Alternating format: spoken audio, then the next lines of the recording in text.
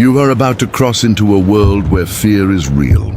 Real stories, unexplained phenomena where the supernatural lurks in the shadows. From the portal of dread, today's story, the picture he painted alone. Hello, brave ones, or curious ones. Welcome to the portal of dread.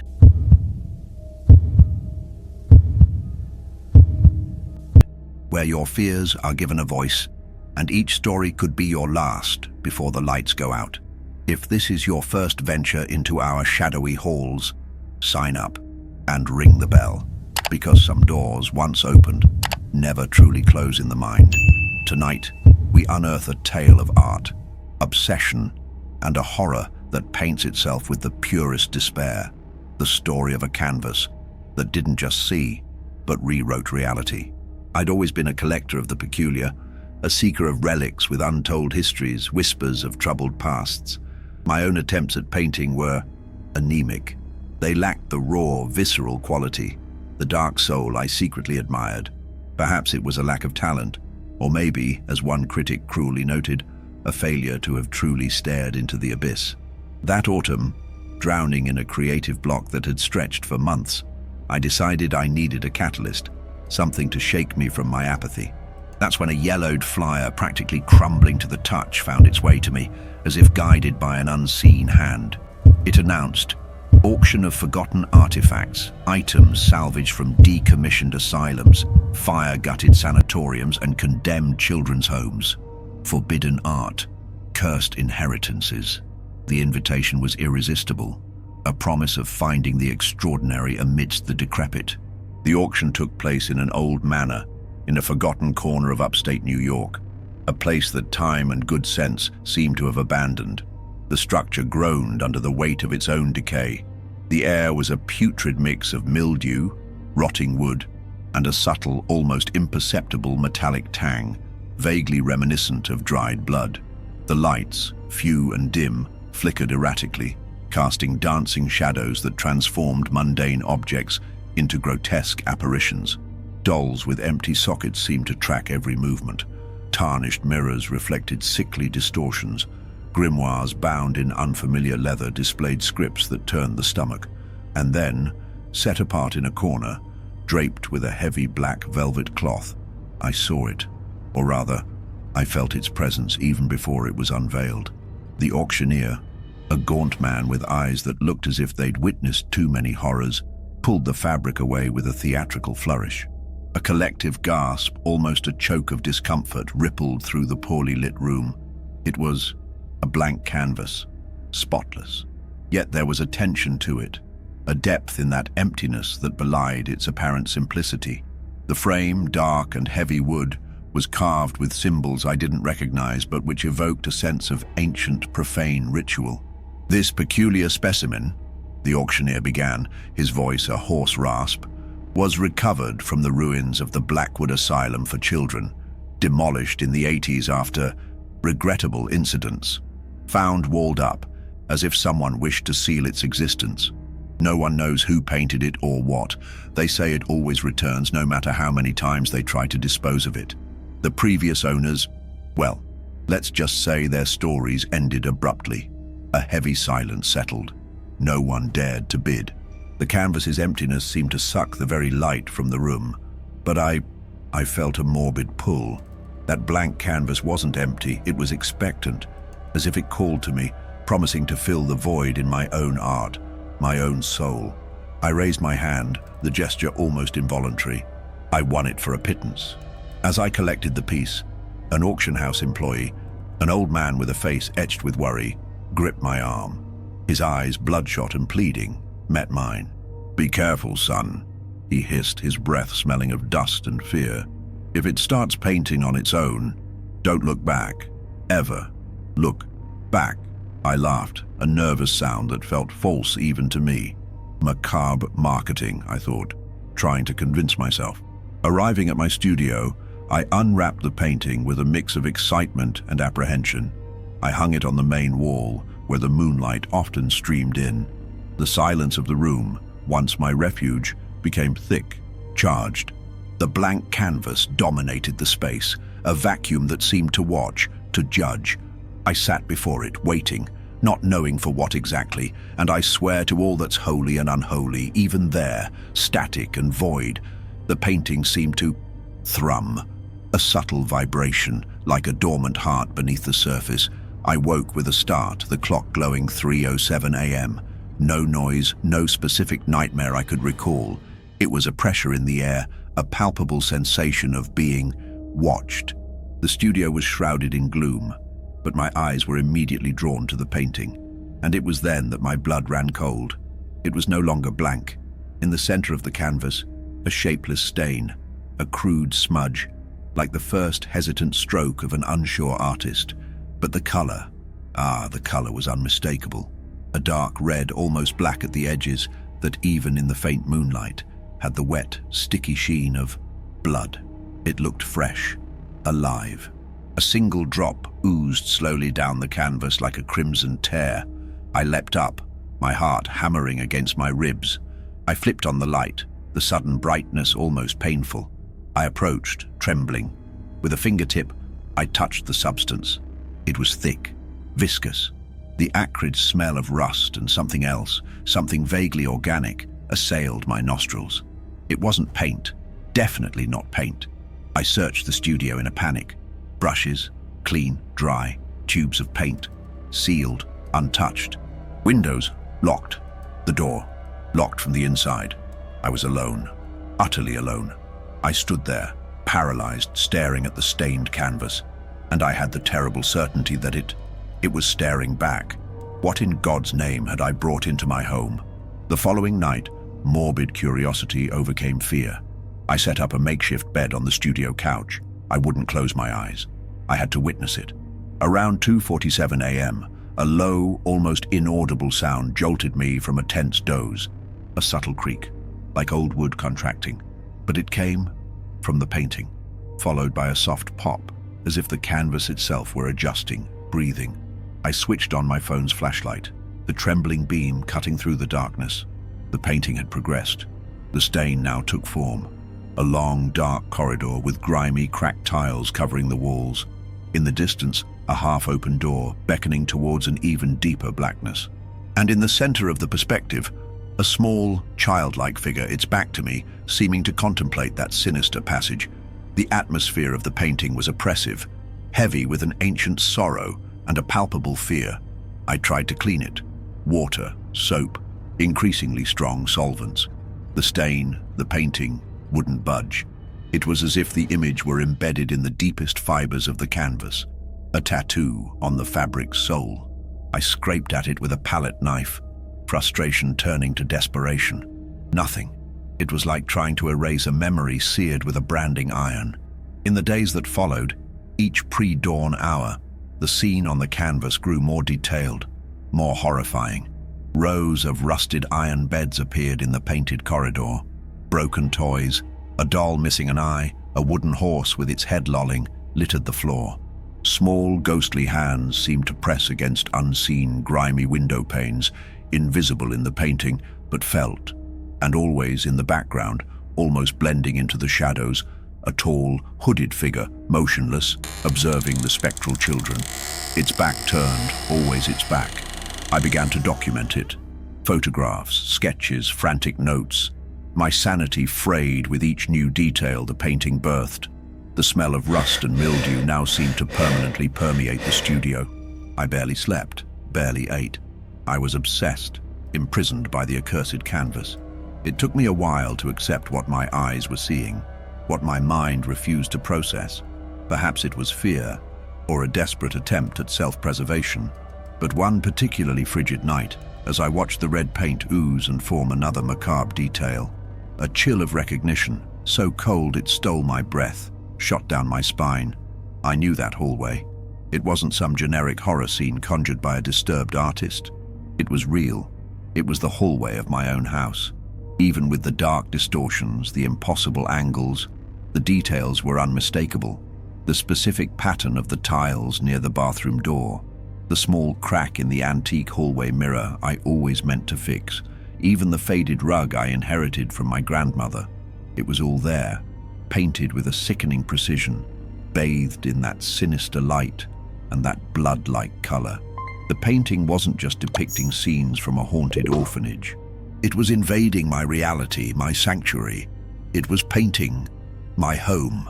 That same pre-dawn, the small, childlike figure in the painting, which had always faced away, began to move. Slowly, terribly, it turned its face towards me.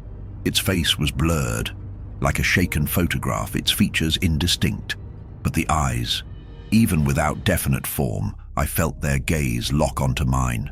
An empty stare, yet laden with an ancient sorrow and a silent accusation. The next night was the longest of my life. The canvas now displayed another room, my bedroom, and in it, painted with slow, almost hesitant strokes, as if savoring the moment, was me, lying in my bed, asleep, vulnerable.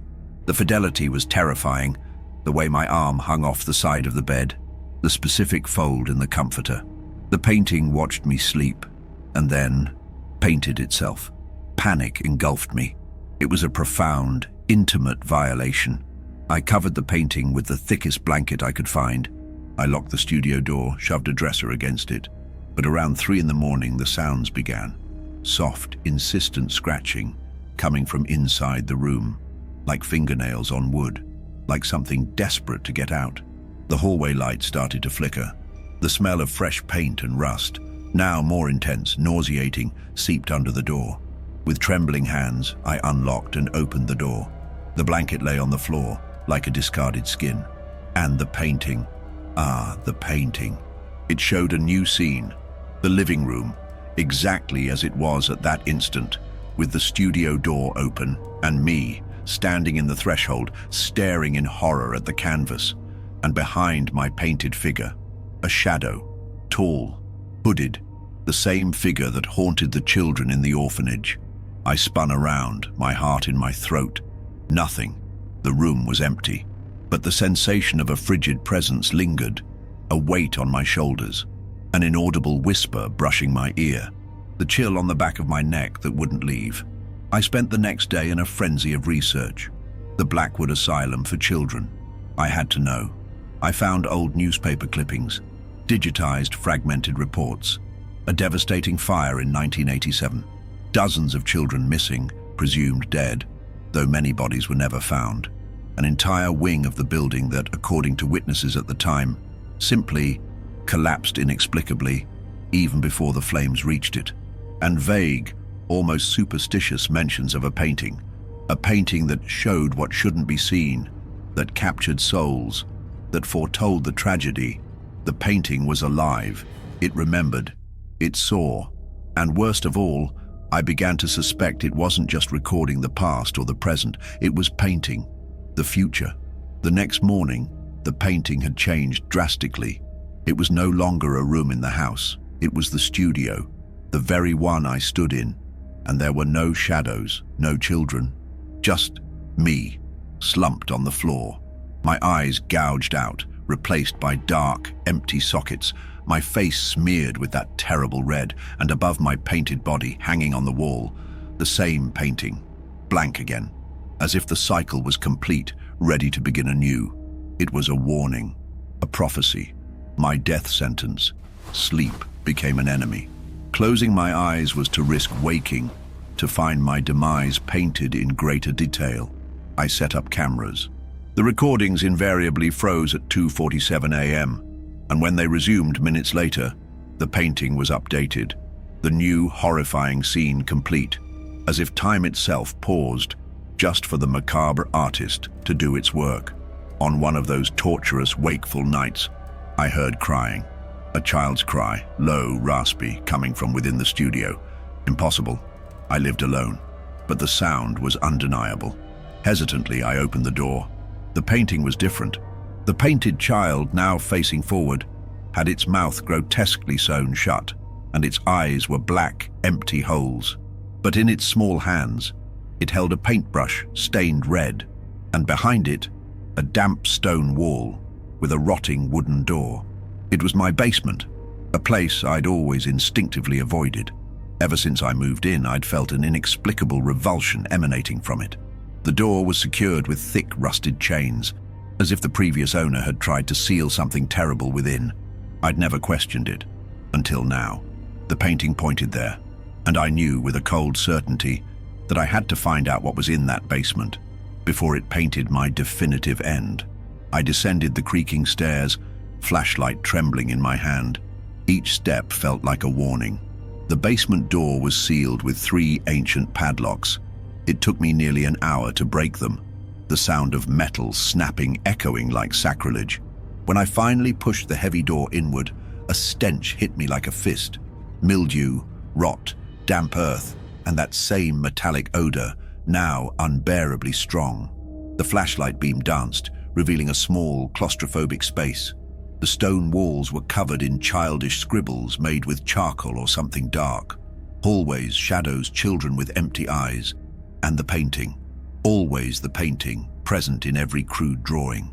On the opposite wall, an inscription, almost erased by time and damp, but still legible under the trembling light. What is painted must be experienced. What is experienced will be forgotten. A shiver ran down my spine. It wasn't just a curse. It was a cycle. Someone, or many someones, had been through this before. And then, in the darkest corner of the basement, my beam of light found another painting. An exact copy of the one in my studio. Same frame, same canvas. But on this one, the painting was further along. In it, my body lay on the stone floor of the basement face down, head turned to the side, eyes empty, mouth sewn shut. It was my end. There, but it hadn't happened yet. It was a canvas awaiting its final brushstroke of reality. I ran, stumbled up the stairs, panic blinding me. I had to destroy the original, the one in the studio. Burn it, shatter it, erase its existence. I grabbed a can of gasoline from the garage, matches. I returned to the studio like a madman. I doused the canvas with the liquid, hands shaking so badly I could barely hold the can. The strong smell of gasoline mingled with the odor of rust. I struck a match. For an instant, I hesitated. The painting on the wall was already different. The image now showed the studio in flames. Me, right there, arm raised, match lit. And behind me, in the painting, the hooded silhouette, larger, more defined, almost smiling. When the flame touched the soaked canvas, the painting didn't burn. The gasoline flared around it, but the canvas remained untouched. Instead, the smoke that rose from the combustion seemed to condense, to take form, and from it emerged the child, the same one from the painting, with empty eyes and a sewn mouth. It extended a small, translucent hand, holding its macabre brush, and screamed my name, a silent scream that echoed only in my soul, before dissipating into the smoke. The fire extinguished itself suddenly as if sucked into the canvas itself. No ashes from the painting, no scorch marks on the fabric, and the painting was unharmed, perfect, and blank, completely blank, as if it had absorbed the fire, the attempt at destruction, and my last hope. The next morning, I woke on the studio floor. The wall where the painting had hung was bare. The emptiness there was more oppressive than its presence had been. I searched the entire house, the basement, every dark corner. It was gone, vanished like a nightmare at dawn. I tried calling friends, the police, the auctioneer. No one seemed to remember the painting, or even me with any clarity. My existence was beginning to fade like old, discolored paint. The sensation of being watched, however, had never been so intense. Every shadow seemed to writhe, every reflection showed a glimpse of empty eyes. Weeks later, driven by a desperate impulse, I started scouring websites for obscure art auctions, online antique dealers. Something told me it wouldn't disappear forever, and there it was, listed in a small auction in some distant town. The photo showed the black wooden frame, unmistakable, and the canvas. The canvas displayed a fresh, vibrant, terribly detailed painting. In its center, my face. Slumped on the basement floor, eyes gouged, mouth sewn, a silent scream frozen for eternity in that paint that looked like blood. The comments below the listing were digital whispers of horror. It always reappears. It chooses its next victim. The cycle never ends. Beware of blank canvases. I felt my name, my story, my very identity slipping away, being replaced by the painted image. I was becoming just another ghost story, another warning, but I still exist, somehow, trapped between what was painted and what will be forgotten. And the painting is out there, waiting for the next one. They say it appears silently, in a dusty corner of an antique shop, in a forgotten lot at an auction, or even abandoned in a dark alley. Always the same, a black wooden frame worn by time, and a blank canvas, pure, inviting, but it only takes one night. The next morning, the fresh paint begins to reveal the new owner's face, as if the painting knows who you are, where you live, and what terrifies you most. The image starts subtly, a flicker in the corner of your eye, a familiar room with an extra shadow, a disturbing detail in a reflection. But as the nights pass, the portrait deepens, gains layers, texture, and the silent screams of previous victims. And always, it ends the same way. Eyes gouged, mouth sewn, an inert body painted with the purest liquid terror. Some try to destroy it, others hide it. There are those who flee, change their names, try to erase their past. But it's useless, because the painting doesn't belong to anyone. We belong to it. So the next time you stumble upon a blank canvas in some forgotten place, think twice, 3 times, 4 times before taking it home. It might look empty, a promise of artistic potential. It might even fascinate you.